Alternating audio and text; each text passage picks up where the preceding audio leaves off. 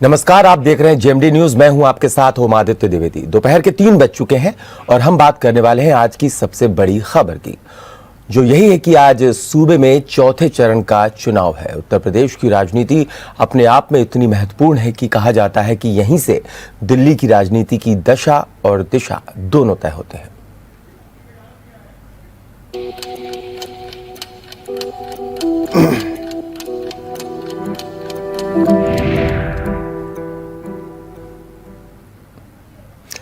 उत्तर प्रदेश में हो रहे विधानसभा चुनाव के चौथे चरण में 9 जिलों की 59 सीटों के लिए मतदान शुरू हो चुका है। इस दौरान मतदान केंद्रों पर मतदाताओं में भारी उत्साह दिख रहा है। सुबह से ही बूथों पर मतदाताओं की लंबी कतारें लगना शुरू हो गई थी। यह सिलसिला लगातार जारी है। इस चरण में रुहेलखंड से लेकर तराई बेल्ट और अवध क्षेत्र के 9 जिलों की 59 सीटों पर 624 उम्मीदवार मैदान में हैं। मतदान सुबह 7 बजे शुरू हुआ और शाम 6 बजे तक चलेगा। शाम 6 बजे तक जितने लोग मतदान केंद्र परिसर में कतार में खड़े होंगे, उन्हें वोट देने का अधिकार होगा।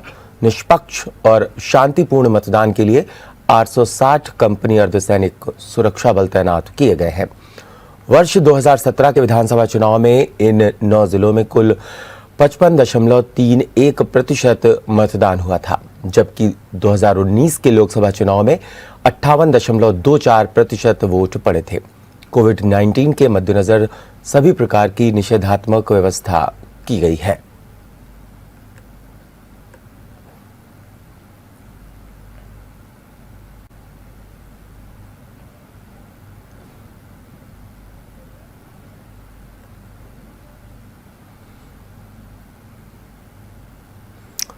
तो 9 जिलों की 59 सीटों पर मतदान जारी है। इस वक्त जो अवध की सीटें हैं उन पर इस वक्त मतदान जारी है। आपको बता दें, 2017 में 59 सीटों में 50 सीटों पर बीजेपी ने जीत दर्ज की थी। 4 सीटों पर समाजवादी पार्टी को विजय मिली थी, 2 सीटें कांग्रेस के खाते में गई थी और 2 सीटें बसपा और 1 अन्य के खाते में गई थी। ऐसे में चौथे चरण में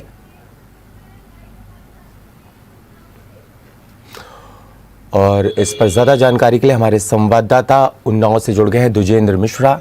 द्विजेंद्र, क्या कुछ मतदान के दौरान आप देख पा रहे हैं? मतदान केंद्रों पर कैसी भीड़ है इस वक्त?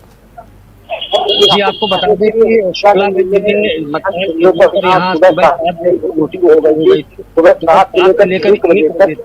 से लेकर लगभग 40 मतदान हो चुका था और 1 बजे के बाद थोड़ी सी मतदाताओं की थोड़ी बूथों पर कम दिख रही है। मैं इस समय स्थित मतदान बूथ पर खड़ा हुआ हूँ। आप देख सकते हैं कि यहाँ पर सुरक्षा की काफी अच्छी व्यवस्था है। उसके अलावा लोग आ रहे हैं और आने के साथ जो है अपने मतों का विसर्जन कर रहे हैं। महिलाओं में और युवाओं में जो है खासा उत्साह यहाँ पर दिखाया जा रहा है। द्विजेंद्र, जरा अगर आपके आसपास कुछ मतदाता हो वहां पर, अगर आप मतदान केंद्र पर इस वक्त हैं तो उनसे बात करने की कोशिश कीजिए, महिलाओं से बात कीजिए, उनके बारे में जानिए कि उनके मुद्दे क्या हैं, कौन से मुद्दों को दिमाग में रख करके वोटिंग करने आई हैं। जी, मेरे बगल में मैं मतदाता है, मैं उनसे बात करना चाहूंगा। अपना नाम बताइए।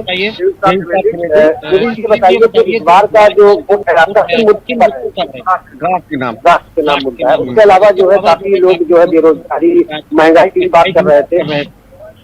हमारी सरकार ने जो लोग कर रहे हैं, हमारी सरकार ने अच्छा कार्य किया है और योगी के नाम मोदी के नाम पर अपना नाम बताइए। बताइए इस बार का मुद्दा क्या है? आपका मुद्दा क्या है? किस मुद्दे पर वोट दिया है? राष्ट्र की सुरक्षा। जैसा कि मैंने बात किया यहाँ पर लोग राष्ट्र की सुरक्षा को लेकर वोट देने की बात कर रहे हैं। हम आप मैं प्रयास करूंगा कि उनसे आपकी बात करवाने का प्रयास करूंगा। जी, आप वोट देने आई हैं, अपना नाम बताइए। डिम्पल जी, बताइए जो इस बार आपका मुद्दा है वो किन मुद्दों पर आप वोट देंगे? मुद्दा क्या रहेगा? मुद्दा क्या रहेगा? किसी पार्टी से बात में करवाना होता है कि हमें इन मुद्दों पर वोट देना है। बेरोजगारी है जो भारत में कम होनी चाहिए। वैकेंसीज आए ताकि गरीबों के लिए मेन सहायता, किसानों के लिए सहायता हो।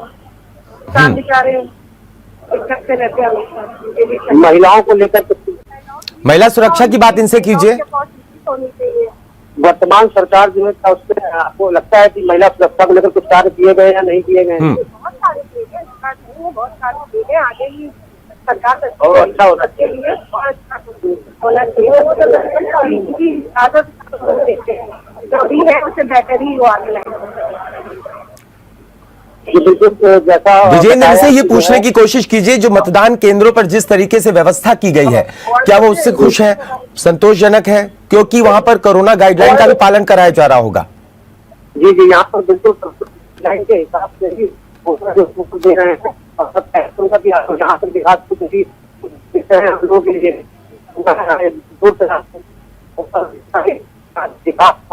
दिखाने का जरूर प्रयास करूंगा। और महिलाएं वोट देने के लिए वोट देने के बाद वो आती है तो उसकी भी चर्चा करेंगे इसी के साथ उनको जो बूथ बनाया। हालांकि ये एक मॉडल बूथ है, यहाँ सकता है अगर सरकार में एक मॉडल सारी व्यवस्था है। ठीक है, ठीक है। द्विजेंद्र, सुरक्षा के लिहाज से क्या कुछ आप देख पा रहे हैं? सुरक्षा के लिहाज में आपको बता दूं, आप इधर दाहिनी तरफ तो पुलिसकर्मी यहाँ पर सजग हैं, खड़े हुए हैं, बराबर मुस्तैद हैं। किसी प्रकार का सुरक्षा की यहाँ कोई भी चीज देखने को नहीं मिल रही। इसके अलावा सैनिक बलों की ड्यूटी लगी हुई है। मैं आपको दिखाना चाहूंगा, ऊपर जो है हज्जे पर सब खड़े हुए हैं। सुरक्षा के लिहाज से यहाँ कहीं तो नजर नहीं आ रही है। यानी कुल मिलाकर के सुरक्षा के जो इंतजाम थे वो चाक चौबंद है और ऐसे में मतदान किया जा रहा है। ऐसे में आपका शुक्रिया हमसे जुड़ने के लिए द्विजेंद्र, और इस पर चर्चा करने के लिए, तमाम जानकारी देने के लिए। तो कुल मिलाकर के देखा जाए तो 9 जिलों की जो 59 सीटें हैं उस पर वोटिंग इस वक्त जरी है। और ऐसे में 1 बजे तक की अगर बात की जाए तो 1 बजे तक लगभग 37.45% वोटिंग हो चुकी थी। तो आपको बता दें, इस वक्त जिस तरीके से मतदान जारी है, उन्नाव से द्विजेंद्र हमें जानकारी भी दे रहे हैं।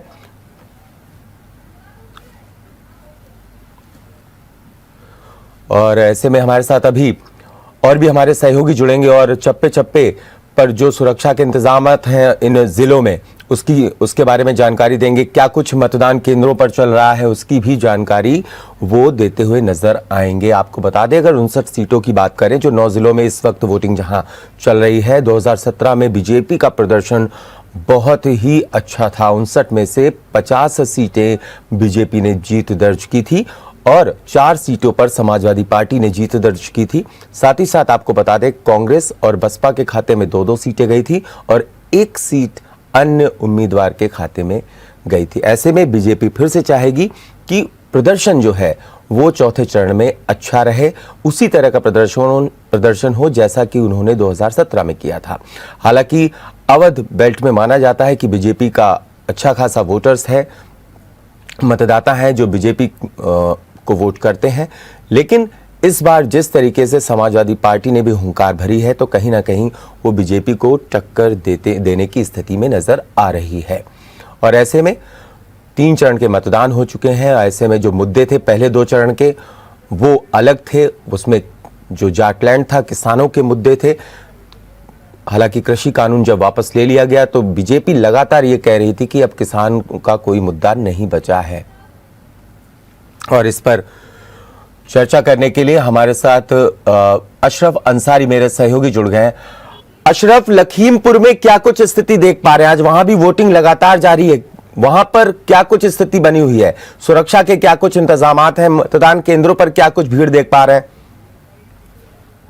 जी हाँ आदित्य, बिल्कुल बताना चाहूंगा। अगर लखीमपुर की बात करते हैं तो लखीमपुर में 8 विधानसभा है, 3,152 बूथ केंद्र बनाया गया। अगर बात प्रशासन की करें तो काफी मुस्तैद नजर आ रहा है। कल से बॉर्डर को सील कर दिया गया था, जो बॉर्डर है कल से उसको सील कर दिया गया था। 6 बजे तक। अगर आज की बात करते हैं तो हर सेक्टर पर मजिस्ट्रेट बनाए गए, उसके बाद में जिलाधिकारी और पुलिस अधीक्षक लगातार अंदर जाने का काम कर रहे हैं। सुबह से ही देख रहे हैं पुलिस बल भरा तैनात नजर आ रहा है। उस तरीके से कोई बाजी ना बरती जाए, इसलिए पुलिस प्रशासन काफी मुस्तैद नजर आ रहा है। अगर बात करें मतदान स्थल से 100 मीटर की दूरी तक, 100 मीटर की दूरी के बाद ही लोगों को खड़े होने की यहाँ पे इजाजत है। कर्मी यहाँ पे करते हुए नजर आए। ठीक है। अशरफ, अगर बात की जाए वहां पर जो वोटर्स हैं उनके क्या कुछ मुद्दे, क्या आपकी उनसे बात हुई थी? वो किन मुद्दों को लेकर के चल रहे हैं, आगे वोटिंग करने आ रहे हैं मतदान केंद्रों पर? जी बिल्कुल, अगर उनके मुद्दों की बात की जाए तो सुबह से जब जेल ग्रांट हम लोगों से बात की गई तो उनका महंगाई मुद्दा था, बेरोजगारी मुद्दा था, शिक्षा मुद्दा था और आवारा पशु, 4 मुद्दे तो ये अहम थे। लेकिन कुछ लोगों के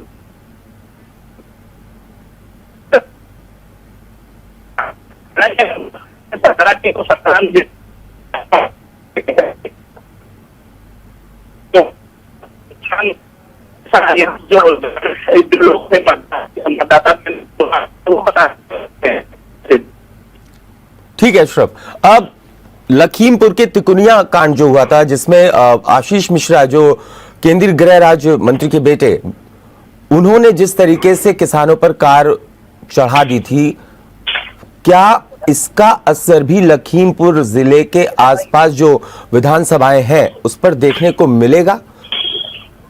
बिल्कुल आदित्य, जैसा कि बताता चलो, 3 अक्टूबर को जो तिकुनिया कांड हुआ था उसके बाद में जो उसके बाद में मुझे जमानत हुई, तो इलेक्शन से पहले जमानत हो गई। ठीक है अशरफ, आप हमारे साथ जुड़े रहिए। हमारे साथ लखनऊ से राहुल जुड़ गए हैं, हमारे संवाददाता। राहुल, लखनऊ में क्या कुछ स्थिति देख पा रहे हैं? क्या मतदान केंद्रों पर भीड़ जुट रही है? क्योंकि 1 बजे तक लगभग 37.45% वोटिंग हुई थी।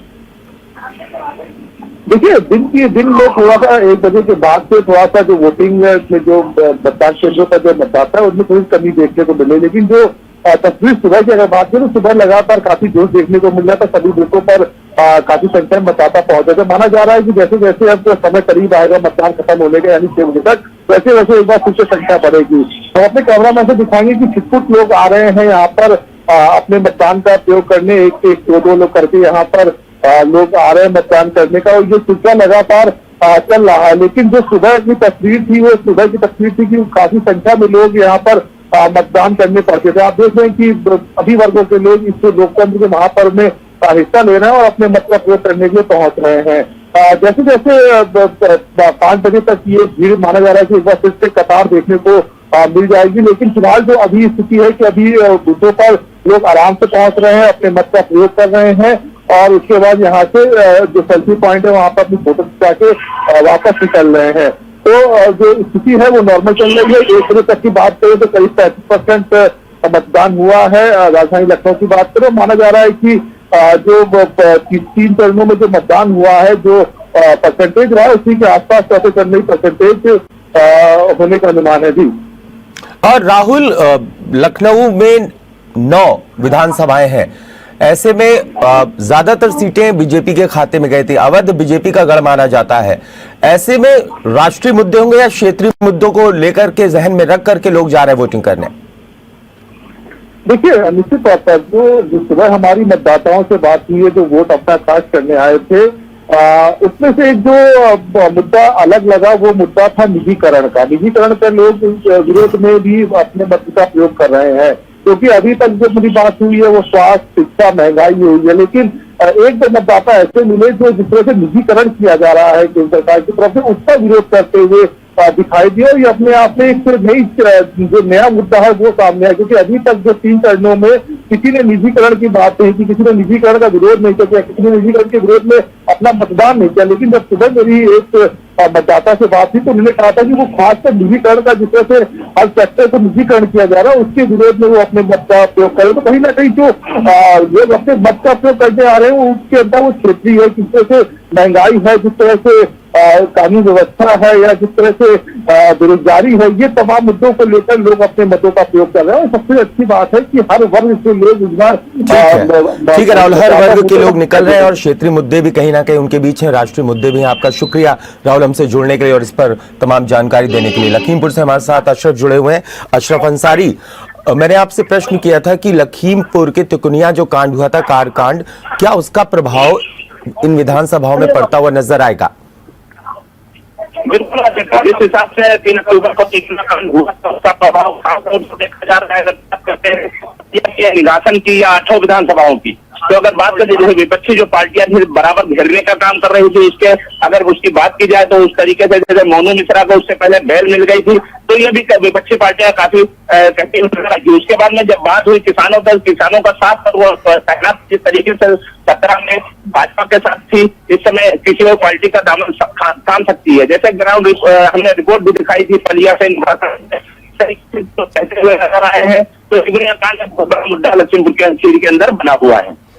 अशरफ, आपका शुक्रिया हमसे जुड़ने के लिए, इस पर तमाम जानकारी देने के लिए। तो कुल मिलाकर के देखा जाए तो चौथे चरण की 59 सीटों पर वोटिंग लगातार जारी है। क्षेत्रीय मुद्दे और राष्ट्रीय मुद्दे दोनों ही जहन में रख करके मतदाता घर से निकल रहे हैं और उस पर वोटिंग लगातार जारी है। अगर आपको हमारा वीडियो पसंद आया हो तो हमें लाइक करें, सब्सक्राइब करें और ज्यादा से ज्यादा शेयर करें। और हाँ, बेल आइकॉन दबाना ना भूलें ताकि हर खबर का अपडेट आप तक पहुंचे तुरंत।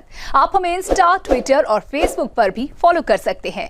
हमारी ID है @JMT News Flash।